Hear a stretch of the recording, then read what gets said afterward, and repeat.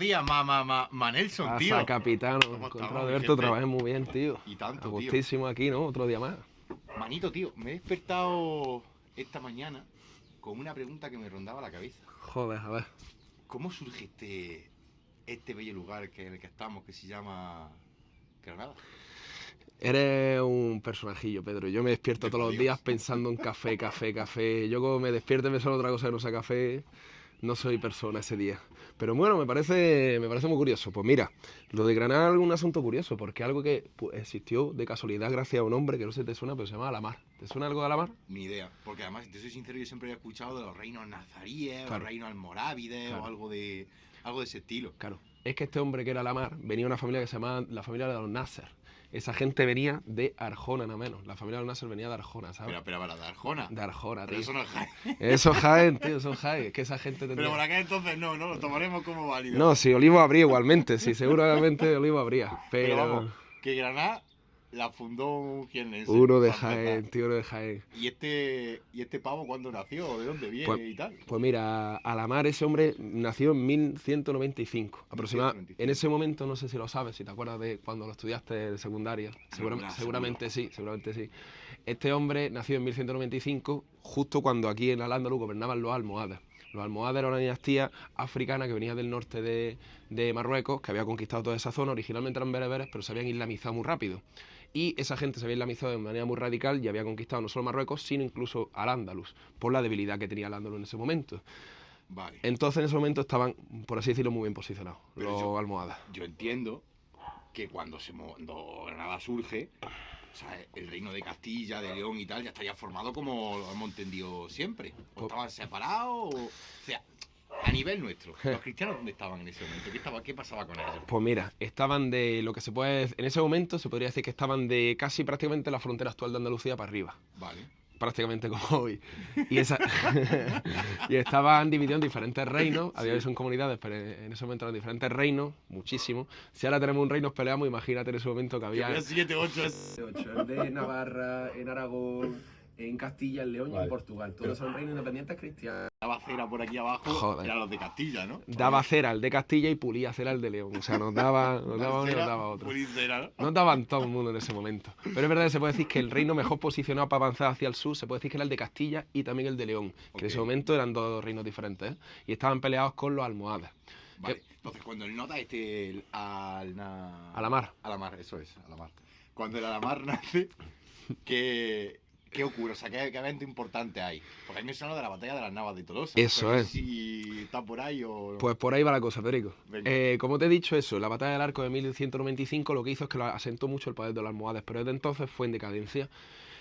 Todos los reinos cristianos de ese momento se juntaron, incluso se estipuló una cruzada, como los que se habían hecho en Jerusalén, pero aquí, para conquistar, es verdad, para conquistar la zona que quedaba al Ándalus. Sí. Así que todos los reinos cristianos, incluso algunos europeos, enviaron tropas que chocaron con los almohades en las Navas de Tolosa, en el año 1112, que seguro que te lo sabes porque en instituto siempre nos decía, las Navas de Tolosa, 12-12.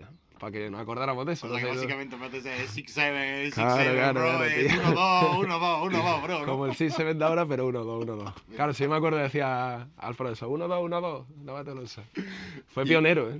¿Y qué pasa? O sea, Nava de Tolosa yo lo tengo como una de las grandes conquistas de la época cristiana con respecto a los reinos musulmanes, ¿no? Claro, ahí lo que pasó es que básicamente se destartaló del todo el imperio almohade, que se puede hablar incluso de imperio porque tenía muchos territorios, y abrió el camino para que los reinos cristianos se adentraran en el Valle del Guadalquivir, que era importante porque las mayores ciudades de Al-Ándalus en ese momento estaban en el Valle del Guadalquivir, que eran Jaén, se puede decir, Córdoba y Sevilla. Vale. Y a partir de ese momento se puede decir que ya Al-Ándalus estaba vendido. Escúchame, aquí mi primo el de Arjona, el Nasir, ¿no? Alamar, Mi tío. primo el de Arjona. Tú acuérdate de tirarlo al mar, Yo iba a ser a la mar. Mi primo el de Arjona.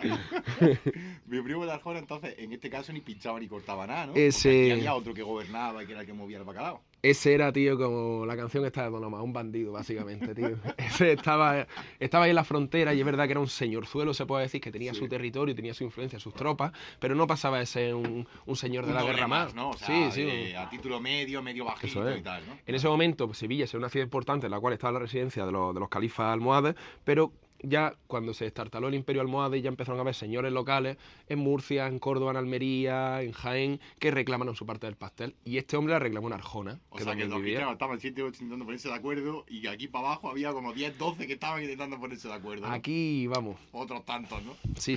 Aquí lo poco que había que repartir se lo repartieron entre ellos y obviamente salió mal, pero para la más salió bien. Y a todo esto, porque imagino que, yo creo por aquel entonces me suena de que el rey que estaba de Castilla la palmó, por H por V, y el chiquillo que tenía, yo recuerdo que lo llamaba como el rey niño, ¿no? Sí, porque era un jovencillo cuando entró al poder y tal, ¿no? Vale, mira, Pedro, eso fue que en ese momento en Castilla reinaba Alfonso VIII. Alfonso VIII murió después, un poquito después de la batalla de la Nava de Tolosa, y lo heredó su hijo. Que pegó el bolichazo y la palmó, ¿no? Ese hombre murió lo más alto, está con el señor.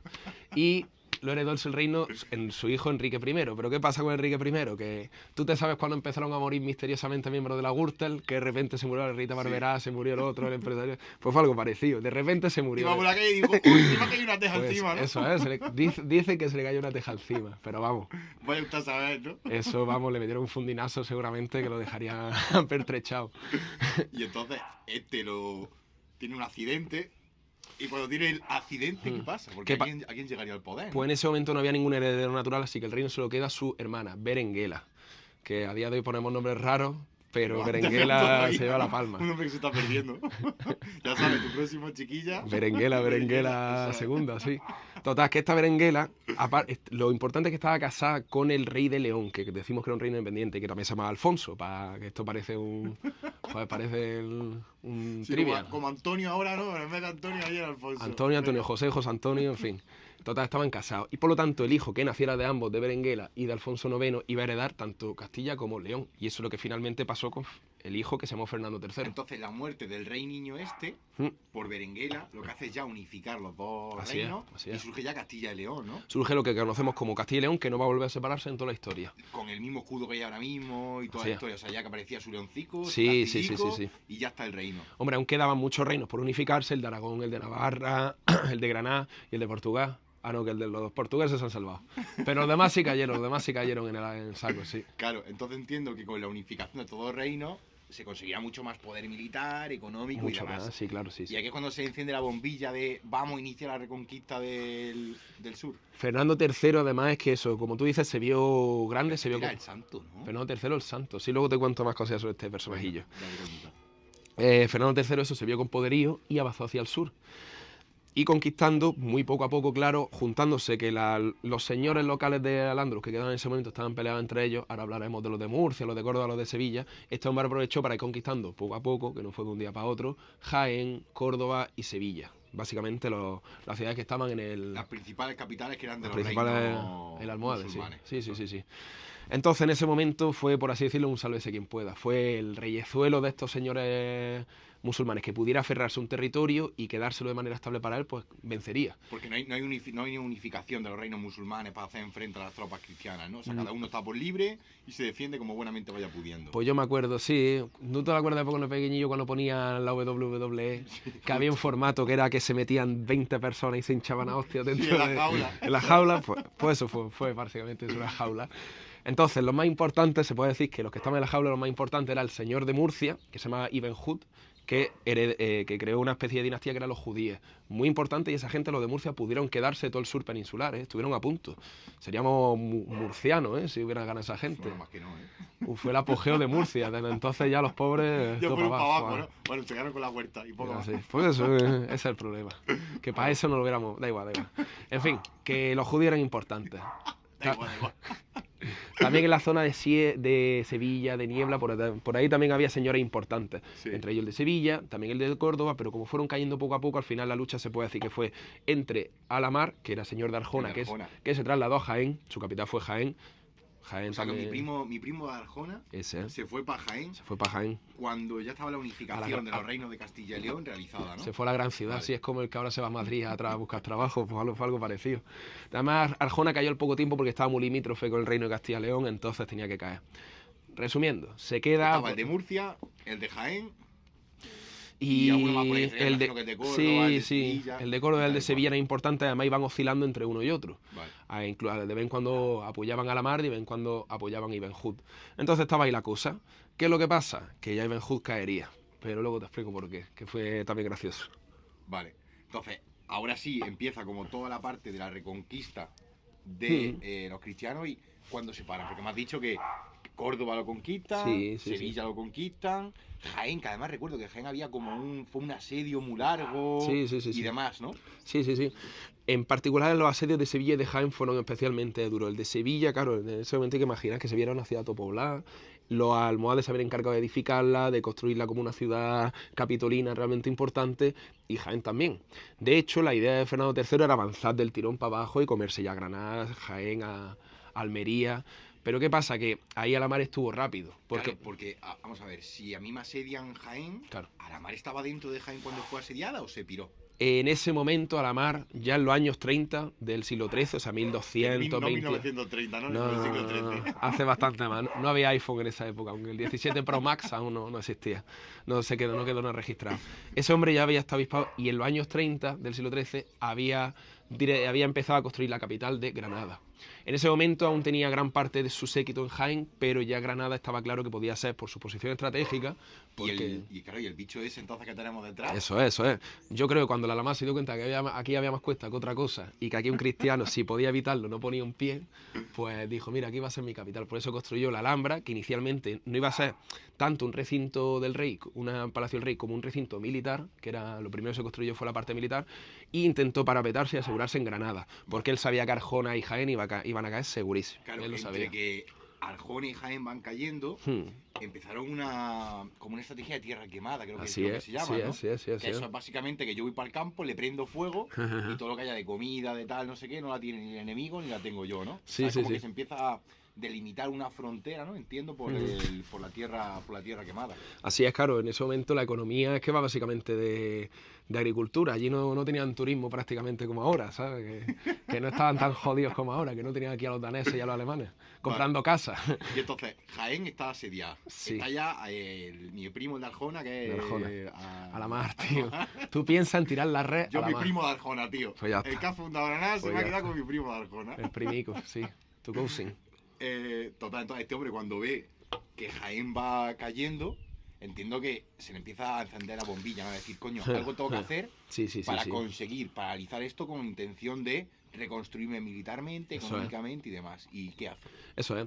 Pues claro, aparte de empezar a construir Granada, como aunque ya existía como ciudad, pero empieza a fortificarla, a construir cada vez más fortificaciones, en Jaén, ya cuando ve que Fernando III está asediando Jaén y está a punto de caer la capital, en los años ya 40, en 1246, 48 creo que fue, se reúne con Fernando III cuando está la capital a punto de caer y se la ofrece.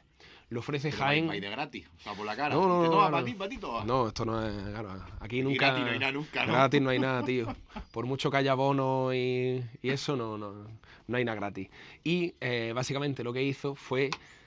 Intentas conseguir algo a cambio. ¿Y qué intentó conseguir a cambio? Pues básicamente la protección de Fernando III, siendo su vasallo.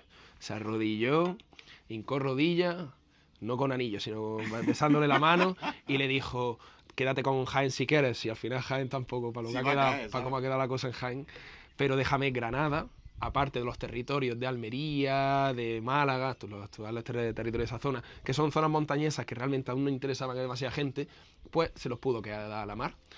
A costa de que, claro, de que Jaén lo perdiera y de que le tuviera que pagar impuestos a Fernando III. Entonces, en este momento, lo que hace, entiendo, es una delimitación de fronteras. O sea, ya existe un reino como tal. Sí. Hace un acuerdo de colaboración de vasallaje. El pacto de Jaén, que se llama, por cierto, es muy importante. Que esto de un acuerdo de vasallaje que entiendo que es que le ayuda cuando le hace falta y de todo, ¿no? Un acuerdo de vasallaje es básicamente cómo funcionaban las relaciones tanto económicas como políticas en la Edad Media. Y es que en ese momento realmente las tierras, los territorios eran patrimonio de una persona. Es como si ahora mismo España fuera patrimonio de Pedro Sánchez, literalmente, bueno, que casi que lo es. Pero, claro, entonces con ese territorio tú lo que podías hacer es depender de otro y así no te atacaba o lograba su protección. Pero claro, a cambio le debías algo. Le debías tú o ayudarle cuando fuera necesario o le debías un dinero anual, que es lo que le daba a la mar a Fernando III. Vale, entonces entiendo que ya con delimitación de fronteras, con un sistema económico propio, Así es. un sistema militar propio Sí. y un sistema estructural Claro. a nivel de ciudad propio, ¿ya ha surgido nada? ¿Ya ha existido nada? Sí, prácticamente sí. Nos falta el tema de los judíos de Murcia, que habíamos dicho que se había quedado la cosa ahí, que ¿Qué les pasa a los murcianicos? Pues que mira, los pobrecicos, mira que la cosa le podría haber salido mejor a Ibn Judice. Pues la cosa es que la zona que él estaba intentando conseguir, bueno, tuvo el apoyo durante un momento del emir de Córdoba, pero cuando cayó, pues nada. Entonces intentó volcarse, por así decirlo, en Almería, intentar conseguir su influencia, su territorio en Almería. Pero ¿qué pasa? Que llegó a Almería y el gobernador que había allí se dice que estaba como colado de una esclava y que, claro, cuando llegó Ibn Hud, que se creía el señor de toda esa zona de Almería, se creyó más de la cuenta, pues se enamoró de la misma esclava o algo turbio ahí de... O sea que los dos se estaban dando de palo por la misma muchacha, ¿no? Sí, sí, como dice la canción, salí con tu mujer, salí con tu mujer y claro, eso no pudo salir bien. O sea que acabó con la destrucción de ambos. Acabó con la destrucción de ambos, sí, el señor de Murcia pues acabó muerto. Pues lo reventaron por esa cosa, ese accidente. Y pues eso dejó el camino libre a la mar, ya tanto de, simbólicamente, porque no quedaba ningún líder fuerte en Al-Ándalus aparte de él, como en cuanto a territorio, quedarse con todo el territorio desde Almería hasta la costa gaditana, hasta el estrecho de Gibraltar. Y además los reyes de Castilla y León pararon ahí su conquista, entonces pudo estabilizarse como rey. Entonces, Alamar, podemos decir que es el primer rey, dueño o precursor del reino de Granada, ¿no? Sí, del reino nazarí de Granada, porque antes habían estado los ciríes, que era otra gente, pero sí, del reino nazarí de Granada. Reino nazarí de Granada, que aguantó unos 260, 270 años antes de ser ya finiquitado. Pero para esos 200 años, Manelson, lo vemos en el próximo vídeo. De hecho. A ver qué tal, tío, no ha quedado de puta madre, ¿eh? Yo creo que ha quedado de puta madre tú, ¿eh? Sí. Si se ha grabado bien, tío.